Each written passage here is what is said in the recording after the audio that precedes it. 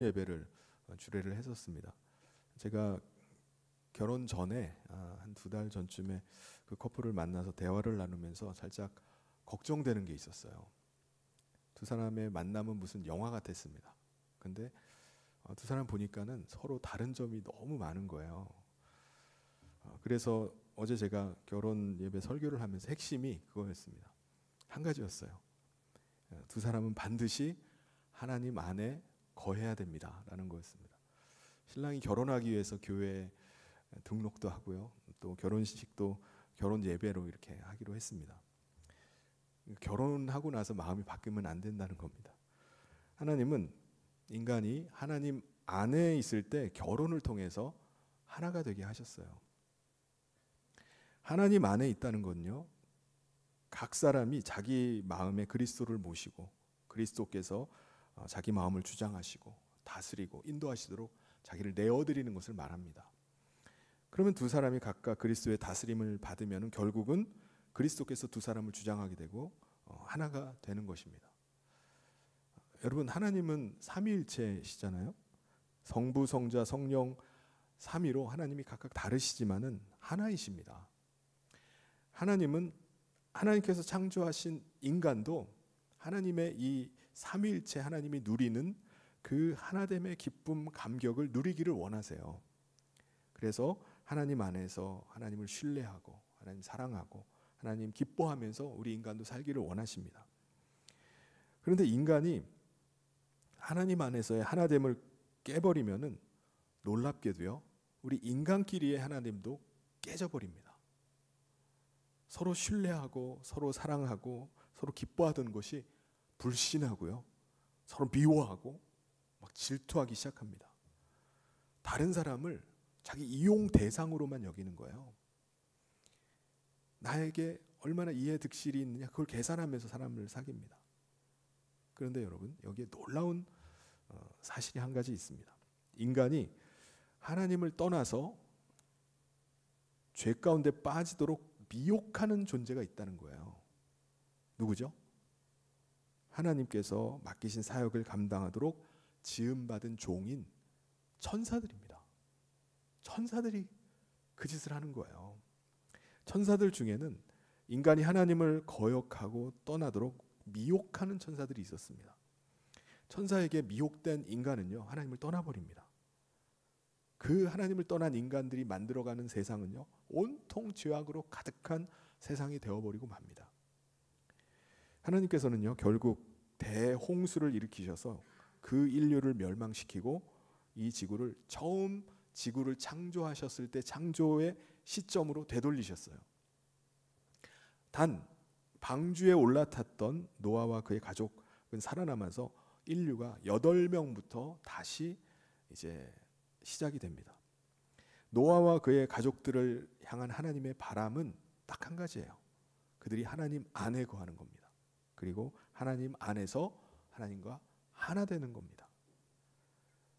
그런데 사탄과 그를 따르는 악한 천사들은요, 심판 후에도 인간을 미혹하는 일을 멈추질 않는 거예요.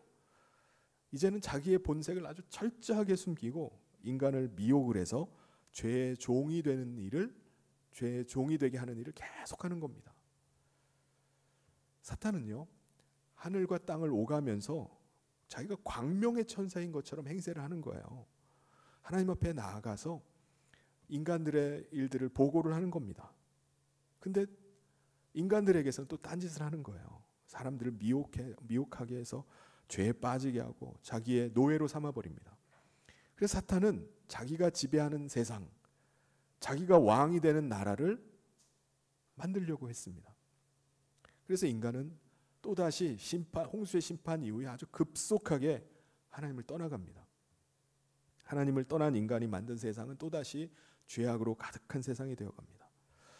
심지어 하나님께서 택하셔서 하나님의 백성 삼으신 이스라엘 민족조차도 그들이 하나님을 마음에 두질 않는 거예요.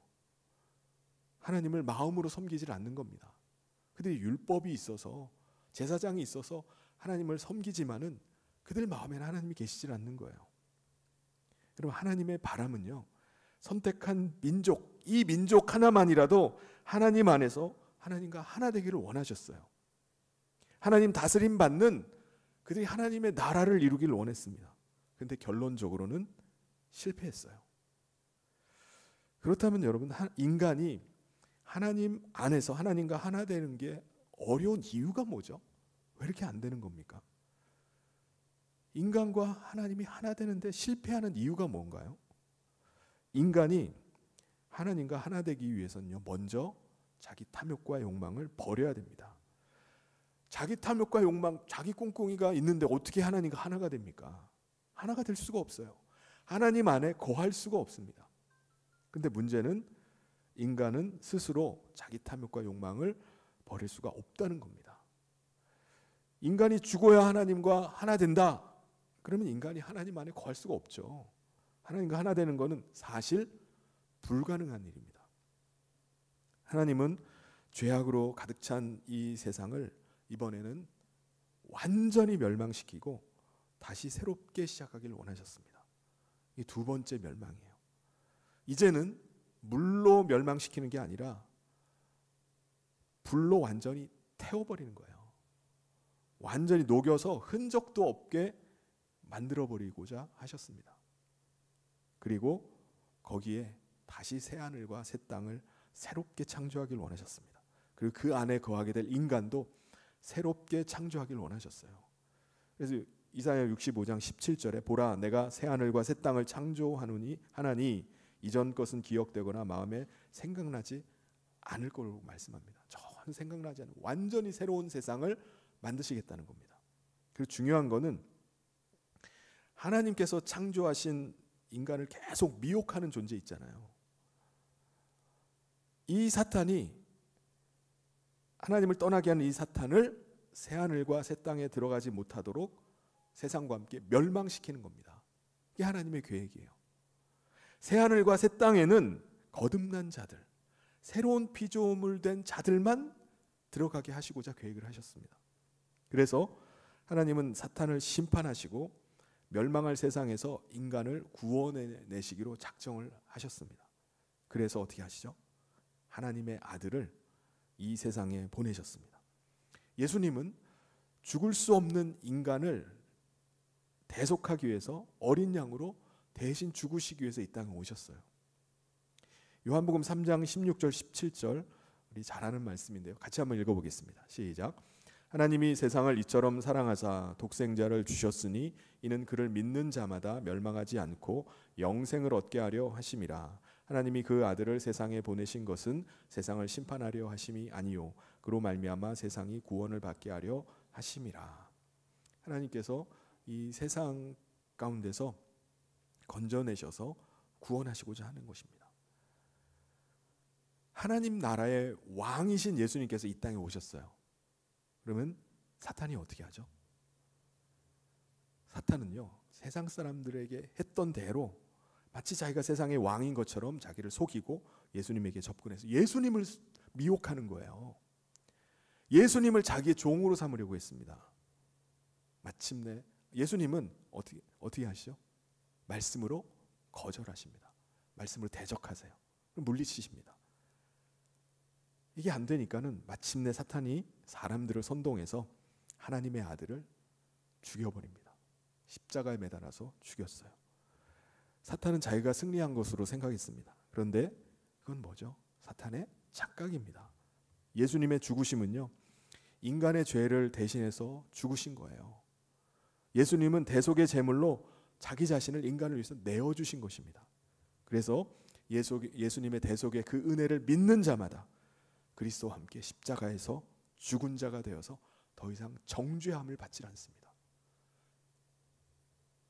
로마서 8장 1절 2절 같이 한번 읽어보겠습니다. 시작. 그러므로 이제 그리스도 예수 안에 있는 자에게는 결코 정죄함이 없나니 이는 그리스도 예수 안에 있는 생명의 성령의 법이 죄와 사망의 법에서 너를 해방하였음이라. 아멘. 하나님은 십자가에서 죽으신 예수님을 다시 살리시고 하늘 보좌 우편에 앉게 하셨습니다. 여러분, 예수님께서 부활하신 이 사건은요, 사탄이 광명의 천사가 아니라 하나님의 의로우신 아들을 죽인 살인자임을 드러내는 증거가 됩니다. 사탄의 불의를 드러내는 결정적인 단서가 이 부활 사건이에요. 하나님은요, 사탄을 심판하시고 천사에게 사탄을 잡아다가 결박을 해서 무저갱에 가두라고 명령하셨습니다.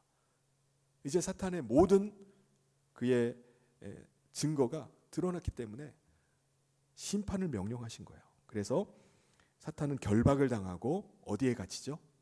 무저갱에 갇힙니다. 예수님께서 다시 재림하셔서 형벌하실 때까지, 그때까지 무저갱에 갇혀 있게 되었어요. 그러니까 지금 사탄이 어디 있습니까? 결박을 당해서 무저갱에 갇혀 있습니다. 무저갱이 어디죠?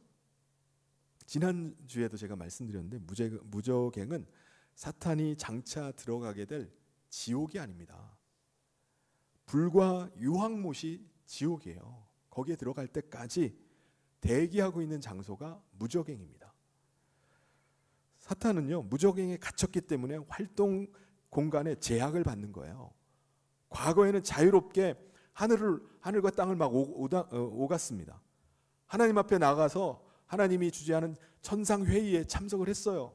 근데 그걸 이제 못하게 되는 겁니다. 이 땅 음부에만 머무를 수밖에 없게 된 겁니다. 무저갱에 갇히기 전에 사탄은요, 마음껏 하나님 앞에 나가서요, 인간을 참소했어요. 인간을 악의적으로 하나님 앞에 막 고발하기도 하고요, 중상모략하기도 합니다.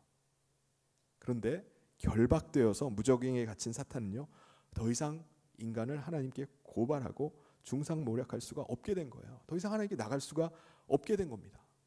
그러니까 하나님 앞에 인간을 참소할 수가 없게 됐어요.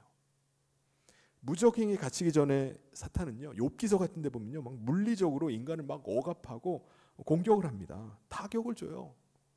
그런데 사탄이 결박을 당하고 나서는 믿는 자들을 만지지도 못하게 되었습니다.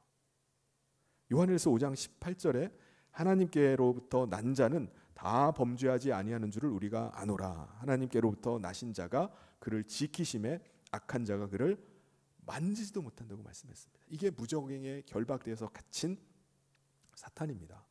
근데 여러분, 사탄은 언제까지 무저갱에 갇혀 있는 거죠? 말씀해 보면 1000년 동안이라고 했습니다. 1000년. 3절에 무저갱에 던져 넣어 잠그고 그 위에 인봉하여 1000년이 차도록 다시는 만국을 미혹하지 못하게 하였는데 그 후에는 반드시 잠깐 놓이리라. 1000년을 문자적으로 해석하면 안 된다고 그랬죠. 1000년이 아니라 이거는 1000년은 상징적인 의미입니다. 하나님은 예수님의 대속의 은혜를 믿고 죄사함을 받은 자들에게 성령님을 보내주세요. 성령님을 통해서 왕이신 그리스도를 그 마음에 모시고 왕이신 예수님의 다스림을 받게 되는 은혜의 시대가 바로 이 1000년이라는 겁니다. 예수님께서 승천하시고 나서 다시 재림하시기 전까지의 이 기간을, 이 은혜의 시간을 1000년이라고 하는 거예요. 지금 우리가 어느 시대에 살고 있는 거죠? 1000년의 시대를 살고 있는 겁니다. 은혜의 시대를 우리가 살고 있는 거예요. 우리가 믿음으로 왕이신 예수님을 모시고 그분의 다스림을 받아 예수님과 함께 왕 노릇을 하는 겁니다. 그래서 1000년 왕국의 시대를 저와 여러분이 살고 있는 거예요. 왕 같은 제사장이 되어서 주님의 말씀에 순종해서 왕 노릇을 하는 겁니다. 사탄은 더 이상 하늘로 올라가지 못하고 이 땅에만 머무르게 됐어요. 하나님께 갈 수가 없으니까 더 이상 하나님 앞에 인간을 참소할 수가 없습니다.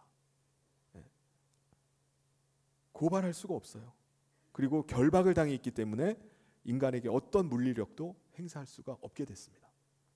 그런데 그렇다고 사탄이 사람들을 미혹하는 일을 멈추나요? 안 멈춰요. 지금도 사탄은요, 우는 사자와 같이 삼킬자를 찾아서 두루 다니고 있어요. 돌아다니면서 미혹할 만한 사람을 찾는 거예요. 자신의 존재를 감춰요. 이미 심판받은 존재임을 감추고 자기가 무슨 권세가 있는 것처럼 끝까지 거짓말을 하면서 사람들을 속이려고 하고 있는 겁니다. 근데 말씀해 보면은 천년이 차면은 이제 심판 받은 것을 집행하기 바로 전에 사탄이 잠깐 놓이게 되는 때가 있다고 말씀합니다. 우리 7절 말씀을 같이 한번 읽겠습니다. 시작. 천년이 참에 사탄이 그 옥에서 놓여. 사탄이 옥에서 놓이니까 또 천하 사방의 땅의 사방의 백성들을 미혹하는 거예요. 그래서 뭘 하냐면 전쟁을 일으킵니다. 전쟁. 그 잠시 풀려나는 그때 이제 집행을 받기 지옥에 들어가기 직전에 잠시 노임받았을 때 그 사이에 또 미혹을 하는 겁니다. 땅의 민족을 미혹해서 큰 전쟁을 일으킵니다. 그 숫자가 얼마나 많은지 그 전쟁에 나온 자들이 바다에 모래같이 많다고 말씀합니다. 에스겔 38장 39절에 보면은 마곡 땅에 곡 왕이 있어요. 이 곡 왕이 군대를 일으켜서 이스라엘 진영을 침공을 합니다. 전쟁을 벌여요.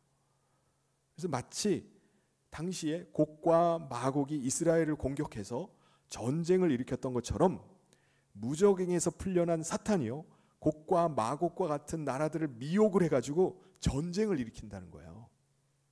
그게 마지막 때 일어날 일이라는 겁니다. 장차 일어날 이 전쟁은요, 아마겟돈 전쟁과 같이 인류 최후의 큰 전쟁이 될 것입니다. 8절 말씀을 같이 한번 읽어보겠습니다. 시작. 나와서 땅의 사방 백성 곧 곡과 마곡을 미혹하고 모아 싸움을 붙이리니 그 수가 바다의 모래 같으리라. 그리고 사탄은요, 온 땅에 널리 퍼져 가지고 성도들의 진 그리고 사랑하시는 성을 두른다고 이렇게 말씀하고 있습니다. 이 9절에 나옵니다. 그들이 지면에 널리 퍼져 성도들의 진과 사랑하시는 성을 두르매 하늘에서 불이 내려와 그들을 태워버리고. 여러분, 성도들의 진, 사랑하시는 성이 뭘까요? 예, 이스라엘 진영처럼 진영이라고 표현한 것처럼 성도들의 진, 사랑하시는 성, 예루살렘 성은 하나님의 백성을 말합니다. 하나님 나라의 백성. 그러니까 교회를 상징하는 것이 성도들의 진과 사랑하시는 성입니다. 그러니까 외적으로 보면 사탄이 그거를 둘렀으니까 교회와 성도들을 완전히 포위한 거예요. 둘러싸가지고 완전히 포위하고 있습니다. 요한계시록에 보면요, 그 하나님의 계시의 말씀이 나오는데 특별 계시가 나와요. 11장과 13장에 보면은 특별 계시에 사탄이 하게 되는 일을 말씀을 하고 있습니다. 11장 7절에 그들이 그 증언을 마칠 때 두 증인을 말합니다. 증언을 마칠 때 무적행으로부터 올라오는 짐승이 이 적그리스도가 그들과 더불어서 전쟁을 일으켜서 그들을 이기고 그들을 죽인다라고 말씀하는 거예요. 그러니까 짐승, 적그리스도가 두 증인을 죽일 것이다. 그리고 성도들을 이기고 족속과 방언과 백성과 나라를 다스리는 권세를 차지할 것이다 라고 말씀합니다. 그거는 13장으로 가서요, 13장 7절에 나옵니다. 또 권세를 받아 성도들과 싸워 이기게 되고 각 족속과 백성과 방언과 나라를 다스리는 권세를 받을 것이다. 권세를 쥐게 될 것을 말씀합니다. 그리고요, 사탄이 성도들로 하여금 짐승에게, 적그리스도의 우상에게 경배하게 합니다. 만약 거부하면요, 죽여버린다는 거예요. 거부하지 못하게 한다는 겁니다. 다 우상에게 경배하게 만들게 될 것이다. 언제요? 무적행에서 잠시 노임받았을 때. 13장 15절에 나옵니다. 같이 한번 읽어보겠습니다. 시작. 그가 권세를 받아 그 짐승의 우상에게 생기를 주어 그 짐승의 우상으로 말하게 하고 또 짐승의 우상에게 경배하지 아니하는 자는 몇이든지 다 죽이게 하더라. 여러분, 이 은혜의 시대가 끝나고 마지막 주님이 심판하시는 그 날이 되기 전에 이 시대가 온다면 얼마나 두렵습니까? 두려운 일이죠. 인간적으로 보면은 이거 절망하게 되고 낙심하게 될 수밖에 없습니다. 사탄이요, 자기의 이제 마지막이 얼마 안 남았잖아요. 그러니까 마지막인 줄 알고 막 총력을 기울여서 막 공격을 하는 거예요. 이거를 막 어떻게 뒤집어 보려고, 역전해 보려고 막 악을 씁니다. 발악을 하는 거예요. 그러니까 얼마나 무서운 일입니까? 근데 어떻게 되죠? 하나님께서 그때 직접 개입하신다고 말씀합니다. 하늘에서 불이 내려와서 짐승과 적그리스도를 소멸시킨다고 말씀합니다. 이게 계시록에 나오는 그 나팔 재앙과 대접 재앙의 내용이에요. 7 대접 재앙처럼 대접을 하나씩 하나씩 완전히 쏟아 엎는 것처럼 대접 재앙으로 적들을 완전히 멸망시켜 버리는 겁니다. 여러분, 이게 의미하는 게 뭘까요? 교회가 하는 전쟁은 하나님의 전쟁이라는 거예요. 하나님은 하나님의 교회를 지키십니다. 마태복음 16장 18절에 이렇게 말씀하세요. 또 내가 내게 이르노니 너는 베드로라. 내가 이 반석 위에 내 교회를 세우리니 음부의 권세가 어떻게 해요? 이기지 못할 것이다. 시편 125편 2절 3절에도 말씀합니다. 우리 같이 한번 읽겠습니다. 시작. 산들이 예루살렘을 두름과 같이 여호와께서 그의 백성을 지금부터 영원까지 두르시리로다. 악인의 규가 의인들의 땅에서는 그 권세를 누리지 못하리니 이는 의인들로 하여금 죄악에 손을 대지 아니하게 함이로다. 하나님께서 하나님의 교회를 지키시겠다는 거예요. 사탄이 득세하는 것 같아요. 세력이 너무 강한 것 같아요. 그렇다 할지라도 최종 승리는 하나님에게 있습니다. 사탄은 어떤 존재죠? 이미 심판이 끝났어요. 주님이 2000년 전에 오셔서 그를 심판하셨습니다. 다만 그가 아직 미집행 상태에 있을 뿐입니다. 예수님께서 다시 오시는 그날 그를 심판하신 대로 사탄은 불과 유황못에 던져지게 되는 겁니다. 10절 말씀을 같이 한번 읽겠습니다. 시작. 또 그들을 미혹하는 마귀가 불과 유황못에 던져지니 거기는 그 짐승과 거짓 선지자도 있어 세세토록 밤낮 괴로움을 받으리라. 불과 유황못은요, 불이 꺼지지 않는 지옥입니다. 죽음 뒤에 세세토록 밤낮 괴로움을 받는 곳이에요. 거기서 슬피 울며 이를 가는 곳이 바로 불과 유황못입니다. 거기가 사탄의 최종 심판지예요. 하나님은 이 세상을 멸망시키시고 새 하늘과 새 땅을 새롭게 창조하기를 원하십니다. 그리고 새 하늘과 새 땅에 들어갈 인간은 새롭게 지음받은 사람, 다시 거듭난 자만, 그들만 골라서 들어가기를 원하시는 거예요. 그래서 인간은요, 죽는다고 해서 그것으로 끝나는 게 아닙니다. 죽음 뒤에는 반드시 심판이 있습니다. 심판하는 권한은 아버지 하나님께서 아들 예수님에게 맡기셨다고 말씀합니다. 그래서 11절에 보면은 재림하신 주님이 심판주로 보좌 위에 임하십니다. 11절을 같이 한번 읽겠습니다. 시작. 또 내가 크고 흰 보좌와 그 위에 앉으신 이를 보니 땅과 하늘이 그 앞에 피하여 간데 없더라. 예수님은 재림하셔서 큰 흰 보좌 위에 앉으셔서 이제 심판을 하십니다. 이 세상에 태어난 모든 사람, 지금 죽었든지 살았든지 다 그 보좌 앞에 나가서 서게 됩니다. 예수님은 산자와 죽은 자를 심판하신다라고 말씀하셨어요. 심판하시는 그분 예수님은요, 우리의 모든 것을 다 알고 계십니다. 알아야 심판할 거 아니에요. 모르는데 어떻게 심판을 해요? 139편 2절 3절에 이렇게 말씀하십니다. 주께서 내가 앉고 일어섬을 아시고 멀리서도 나의 생각을 밝히 아시오며 나의 모든 길과 내가 눕는 것을 살펴보셨으므로 나의 모든 행위를 익히 아신다고 했어요. 심판하시는 주님은 알고 계십니다.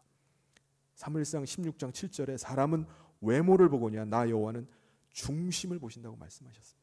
우리 마음 중심을 보고 계세요. 또한 심판하시는 예수님은요, 세상의 재판관들은 뇌물을 받고 재판을 그르쳐요. 사람 권력을 봐가면서 낯을 봐가면서 재판을 합니다. 그런데 심판주 예수님은요, 공의로 심판하십니다. 시편 7편 11절에 하나님은 의로우신 재판장이라고 했습니다. 시편 9편 8절에도 공의로 세계를 심판하시고 정직으로 만민에게 판결을 내리신다고 말씀했습니다. 그런데 여러분, 심판하시는 목적이 도대체 뭡니까? 전도서 3장 1절 2절에 범사에 기한이 있고 천하만사에 다 때가 있나니 날 때가 있고 죽을 때가 있고 심을 때가 있고 심은 것은 뽑을 때가 있다고 말씀했습니다. 농부가 곡식을 심는 이유가 뭐죠? 추수하기 위해서잖아요. 농부는 추수할 목적으로 곡식을 심습니다. 추수할 때가 되면은 알곡과 쭉정이를 갈라내듯이 심판을 통해서 하나님께서 새 하늘과 새 땅에 들어갈 자들을 골라내신다는 거예요. 그리고 불과 유황못에 던져질 자들을 골라내시는 겁니다. 그들을 구원하셔서 솎아내셔서 새 하늘과 새 땅에 들어가게 하셔서 영원한 복락을 함께 누리고자 하시는 겁니다. 이게 하나님의 계획이에요. 그렇다면 하나님의 이 심판의 기준은 뭐죠? 12절에 같이 한번 읽어보겠습니다. 시작. 또 내가 보니 죽은 자들이 큰 자나 작은 자나 그 보좌 앞에 서 있는데 책들이 펴 있고 또 다른 책이 펴졌으니 곧 생명책이라. 죽은 자들이 자기 행위를 따라 책들에 기록된 대로 심판을 받으니. 산자든 죽은 자든 다 각자 자기의 행위가 낱낱이 기록된 책들이 있다는 거예요. 그 책들에 기록된 대로 행위대로 심판을 하신다는 겁니다. 이것은 큰 자나 작은 자나 믿는 자나 믿지 않는 자나 다 똑같다는 거예요. 다 각자 행위를 기록한 책들대로 심판을 하십니다. 심판을 받게 되면은 선한 일을 한 사람이든 악한 일을 한 사람이든 다 부활하게 된다고 말씀합니다. 그래서 요한복음 5장 29절에 선한 일을 행한 자는 생명의 부활로 악한 일을 행한 자는 심판의 부활로 나오리라. 어쨌든 죽음으로 끝나는 게 아니에요. 심판받기 위해서 악한 자도 부활하게 한다는 겁니다. 그리고 선한 일을 행한 자도 부활하게 한다는 거예요. 그래서 믿는 자와 믿지 않는 자들이 다 심판 가운데 서게 됩니다. 그런데 여러분 요한복음 3장 18절에 이 말씀을 보면은 믿는 자는 심판받지 않는 거 아니야? 라는 생각을 하게 됩니다. 그를 믿는 자는 심판을 받지 아니하는 것이요 믿지 아니하는 자는 하나님의 독생자 이름을 믿지 아니함으로 벌써 심판을 받은 것이니라. 믿는 자는 정죄받지 않는다는 말씀이지 심판대 앞에 안 선다 그런 말씀이 아닙니다. 모두가 다 믿는 자도 심판대 앞에 서게 됩니다. 로마서 14장 10절에 내가 어찌하여 내 형제를 비판하느냐 어찌하여 내 형제를 업신여기냐 우리가 다 어디에요? 하나님의 심판대 앞에 설 것을 말씀합니다. 그래서 이미 죽은 자들도 다 나오는 거예요. 바다와 그 가운데 죽은 자들 사망과 음부 가운데 있는 자들 그들이 다 나와서 예수님 앞에서 심판을 받게 됩니다. 13절을 같이 한번 읽어보겠습니다. 시작.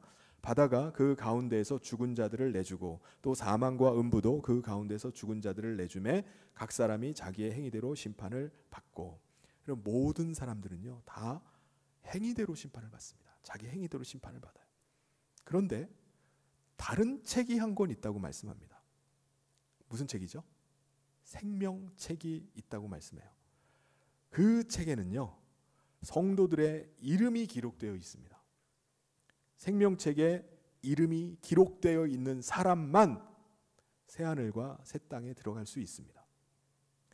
생명책에 이름이 있는 성도들의 행위는 근데 왜 기록해 놓은 거죠? 생명책에 이름만 있으면 들어가는데 왜 거기다가 우리들의 저와 여러분의 행위들을 낱낱이 다 적어 놓냐 이겁니다. 왜냐하면은 성도는 행위대로 심판하셔서 상을 주시기 위해서입니다.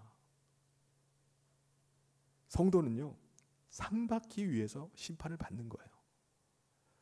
요한계시록 22장 12절에 보면 보라 내가 속히 오리니 내가 줄 쌍이 내게 있어 각 사람에게 그가 행한 대로 갚아주시라고 말씀합니다. 사랑하는 성도 여러분, 저와 여러분이 주님 앞에 섰을 때 다 칭찬 듣고 큰 상을 받을 수 있기를 축복합니다. 여러분 우리는요 믿음으로 놀라운 변화를 경험하게 돼요. 그리스도를 믿음으로 우리 자신은 그리스도와 함께 죽고 우리 안에 임하신 그리스도의 생명으로 살아가게 됩니다. 우리는요 그때부터 우리 안에 임하신 그리스도께서 우리를 다스리고 우리를 인도해 가시는 삶을 사는 거예요. 우리는 믿음으로 그리스도의 뜻을 쫓아서 살아가는 인생으로 변화가 되는 겁니다. 그때 우리의 이름이 그 생명책에 기록이 되는 겁니다. 우리의 살아가는 모습 가운데 그리스도의 영광이 나타나요. 우리의 모습 속에서 그리스도가 함께 하심이 드러납니다. 그러므로 여러분, 믿음과 행위는요 별개가 아니에요. 믿는데 행위가 안 나타난다, 그건 죽은 믿음입니다. 믿는 게 아니에요. 예수님은요 생명책에 이름이 기록되어 있는 사람들을 데리고 새하늘과 새 땅으로 들어갑니다. 그리고 예수님은 마지막으로 사망과 음부를 영원한 불못에 던져버려요. 다 태워버리는 겁니다. 완전히 다 녹여서 사라지게 하는 거예요. 계시록 20장 14절에 사망과 음부도 불못에 던져지니 이것은 둘째 사망 곧 불못이라. 이제 더 이상 죽음도 이 세상에 없는 겁니다. 불못에 던져지는 자들은 하나님과 영원히 단절되는 둘째 사망을 경험하게 돼요. 아까 하나님께서 창조하신 생명은 죽지 않는다고 했잖아요. 안 죽어요. 죽지 않습니다. 영원히 살아요. 그런데 하나님 안에 거하지 않으면, 하나님과 하나 되지 않으면요, 그거는 살아도 산 게 아닙니다. 그래서 뭐라고 말씀하죠? 두 번째 사망이라는 거예요. 첫 번째 육체가 죽는 것과 두 번째 그 혼이 부활했는데 하나님과 완전히 단절됨으로 죽음을 경험하는 겁니다. 여러분, 생명책에 이름이 기록되지 않는 자가 둘째 사망을 당하게 돼요. 생각만 해도 아주 끔찍합니다. 끔찍해요. 15절에 누구든지 생명책에 기록되지 못한 자는 불못에 던져지리라. 사랑하는 성도 여러분, 하나님께서 우리에게 주신 이 믿음은 정말 놀라운 겁니다. 믿을 때 그리스도 안에서 새 생명으로 살아가게 돼요. 새로운 피조물이 됩니다. 그 사람의 이름은 반드시 생명책에 기록됩니다. 예수님 앞에 섰을 때 내 이름 없으면 어떡하지? 내 이름 누락됐으면 어떡하지? 여러분, 두려워하지 마시기 바랍니다. 반드시 있습니다. 반드시. 사랑하는 성도 여러분, 생명책에 이름이 기록된 자들로 거듭난 자의 삶을 살아갑시다. 하나님 나라를 유업으로 받을 자임을 기억하면서 살아갑시다. 썩어지고 장차 불타버릴 세상에서 잘나가는 사람들을 보면서 주눅들고 부러워하면서 살아가는 것이 아니라, 사탄의 미혹에 흔들리는 것이 아니라 믿음으로 담대히 이기는 삶을 살아갑시다. 그래서 예수님께서 반드시 다시 오실 때 우리의 그 흘린 눈물을 닦아주실 줄 믿습니다. 그래서 칭찬 듣는 삶, 주님 앞에서 큰 상을 받는 삶을 살아갈 수 있기를 바랍니다. 그래서 예수님께서 다시 오셨을 때 예수님과 함께 새하늘과 새 땅, 새 예루살렘 성에 입성해서 혼인잔치에 함께 들어가는 정말 모든 성도님 되시기를 주님의 이름으로 축원합니다. 오늘 주신 말씀 기억하면서 함께 기도했으면 좋겠습니다.